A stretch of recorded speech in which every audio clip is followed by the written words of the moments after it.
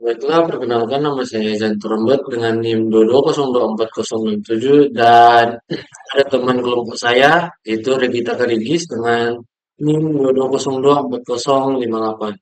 Saat ini kita akan mempresentasikan tentang forward and backward chaining. Nah, untuk bagian pertama akan saya jelaskan, kemudian kita masuk ke slide pertama yaitu siklus mesin inferensi melalui prosedur Matchfire.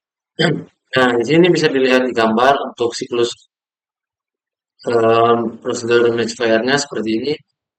Database-nya ini fact A is X, kemudian fact B is Y, kemudian knowledge-nya rule if A is X, then B is Y. Kemudian kita lanjut ke forward chaining. Di sini ada database-nya. Kemudian ini untuk arah panah match-nya, kemudian arah panah fire ada di sebelah kanan. Dan kemudian untuk knowledge base-nya bisa dilihat di sini. Kemudian di sebelah kanannya juga sama. Kemudian masuk lagi ke forward chaining. Ini adalah cycle 2 dan ini adalah cycle 3-nya. Bisa dilihat database-nya A, B, C, D, E, X, L, dan ini Y. Kemudian yang di sebelah kanan ini untuk cycle 3 itu A, B, C, D, E, X, L, Y, dan Z. Kemudian untuk di sininya bisa dilihat jika menekan Y maka akan terkoneksi dengan ini dan jika Z akan terkoneksi dengan ini.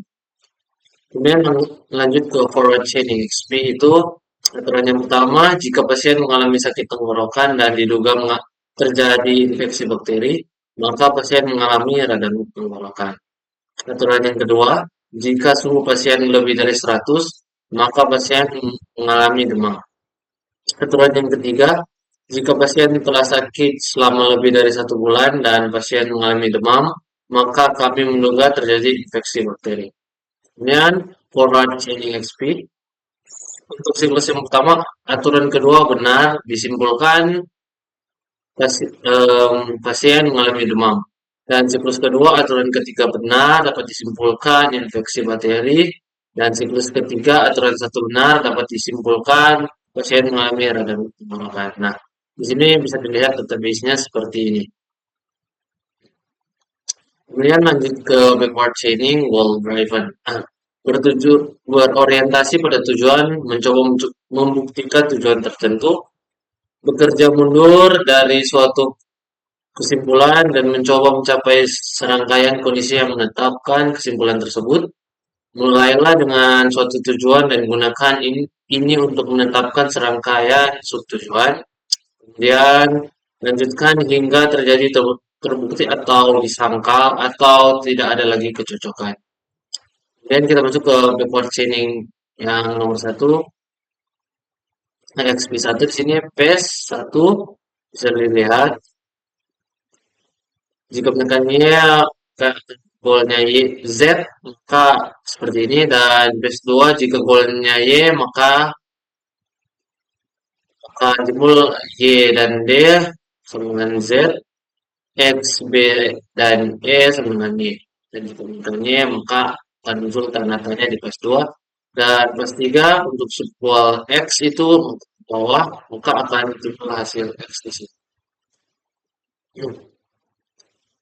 Nah, sama seperti X misfire X-nya, maka akan timbul X di sini. Yang PS5 juga, jika golnya Y, maka akan timbul Y di sini dan X mulai di sini. Dan untuk yang keenam, untuk gol Z-nya, itu akan bisa dilihat di sini. Baik, sekian untuk penjelasan dari saya. Selanjutnya akan dilanjutkan oleh teman saya, yaitu Regita Kalis. Baiklah, terima kasih atas kesempatan yang diberikan. Perkenalkan, nama saya Regita Kalis dengan NIM 22024058, kelas 5 TI 3, angkatan tahun 2002. Pada saat ini saya akan melanjutkan presentasi dari teman saya, yaitu Jan Torembet, backward chaining EXP2. Mulailah dengan serangkaian fakta yang sama, yaitu semua pasien sama dengan 102, pasien telah sakit selama 2 bulan, pasien mengalami sakit tenggorokan, namun sekarang mulailah dengan tujuan pasien menderita radang tenggorokan dan cobalah untuk membuktikannya berdasarkan aturan dan fakta. Aturan pertama, jika pasien mengalami sakit tenggorokan dan diduga terjadi infeksi bakteri, maka pasien mengalami radang tenggorokan. Aturan kedua, jika pasien lebih dari 100, maka pasien mengalami demam. Aturan ketiga, jika pasien telah sakit selama lebih dari 1 bulan dan pasien mengalami demam, maka kami menduga terjadi infeksi bakteri. Forward chaining. Kelebihan dari forward chaining adalah berfungsi dengan baik ketika masalah secara alami dimulai dengan pengumpulan informasi, perencanaan, pengendalian, dan pemantauan. Kekurangannya sulit untuk mengenali apakah yang beberapa bukti yang penting daripada yang lain. Mungkin mengajukan pertanyaan yang tidak terkait. Backward chaining. Kelebihannya tetap fokus pada tujuan, menghasilkan serangkaian pertanyaan yang relevan baik untuk diagnosis. Kekurangannya akan terus mengikuti alur penalaran meskipun harus diubah. Teknik pencarian. Karena kedua metode ini ada beberapa teknik dikembangkan. Teknik tersebut adalah depth first search, breadth first search, depth first search.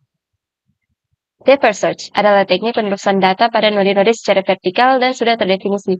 Misalnya kiri ke kanan, keuntungannya pencarian dengan teknik ini adalah bahwa penelusuran masalah dapat digali secara mendalam sampai ditemukannya kapasitas suatu solusi yang optimal. Kekurangannya, teknik penelusuran ini adalah membutuhkan waktu yang sangat lama untuk ruang lingkup masalah yang besar. Ini adalah pohon keputusannya, bisa teman-teman lihat. Lalu untuk breadth first search adalah teknik penelusuran data pada semua node dalam satu level atau salah satu tingkatan sebelum ke level atau tingkatan di bawahnya. Keuntungan pencarian dengan teknik ini adalah sama dengan depth first search. Hanya saja penelusuran dengan teknik ini mempunyai nilai tambah di mana semua node akan dicek secara menyeluruh pada setiap tingkatan node.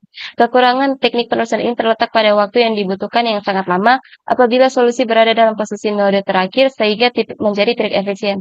Kekurangan dalam implementasi juga perlu dipertimbangkan, misalnya teknik penelusuran menjadi tidak interaktif antara suatu topik dengan topik yang lainnya, atau harus melompat dari suatu topik ke topik lainnya sebelum topik tersebut selesai ditelusuri.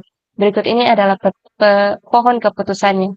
Lalu ada desk first search, adalah teknik penelusuran yang menggunakan pengetahuan akan suatu masalah untuk melakukan panduan pencarian ke arah node tempat di mana solusi berada. Pencarian jenis ini dikenal juga sebagai heuristik, pendekatan yang dilakukan untuk mencari solusi yang terbaik, pendekatan berdasarkan pengetahuan yang dimiliki sehingga penelusuran dapat ditentukan harus dimulai dari mana dan bagaimana menggunakan proses terbaik untuk mencari solusi. Keuntungannya, jenis pencarian ini adalah mengurangi beban komputasi, karena hanya solusi yang memberikan harapan saja yang diuji dan akan berarti apabila solusi sudah mendekati yang terbaik. Ini merupakan model yang menyerupai cara manusia mengambil solusi yang dihasilkan merupakan solusi yang mutlak benar. Berikut ini adalah pohon keputusannya, bisa teman-teman lihat. Lalu yang terakhir terdapat kasus yang akan dikerjakan oleh masing-masing anggota kelompok. Ini adalah kasusnya dengan not awal Jakarta, not goal Kediri. Sekian dan terima kasih.